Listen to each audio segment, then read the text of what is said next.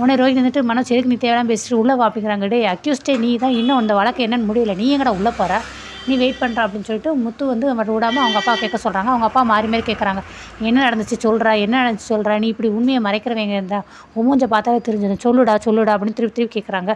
முத்துவும் கேட்குறாரு, டேய் மீனோட நகையை நீ என்னடா செஞ்ச சொல்கிறா சொல்கிறேன். ஆமாடா நான் தாண்டா எடுத்துகிட்டு போனேன், நான் தாண்டா அதை விற்று, இப்போ அதுக்கு என்னடா செய்யணும் அப்படிங்கிறாங்க. என்னடா சொல்கிறேன், நீ தான் எடுத்துகிட்டு போனி அப்படின்னு அண்ணாமலை கேட்குறாங்க. ஆமாப்பா, நான் பிஸ்னஸில் 4 லட்சம் வந்து லாஸ் ஆகிடுச்சு, எனக்கு அந்த நஷ்டமான பணத்தை வந்து நான் எப்படியே சரி கட்டணும், அதுக்கு என்ன செய்யன்னு தெரியாமல் மீனோட நகையை எடுத்து நான் விற்றுட்டேன். அம்மா கிட்ட போய் கேட்டேன், அம்மா வந்து மீனோட நகை மட்டும்தான் இருக்குனாங்க. நான் அடமானம் வைக்கிறது தான்ப்பா போனேன், ஆனால் அது அவங்க காணாதுன்னு சொல்லிட்டாங்கப்பா, அதனால தான்ப்பா வேறு வழியெல்லாம் விற்றுட்டேன் அப்படிங்கிறாங்க.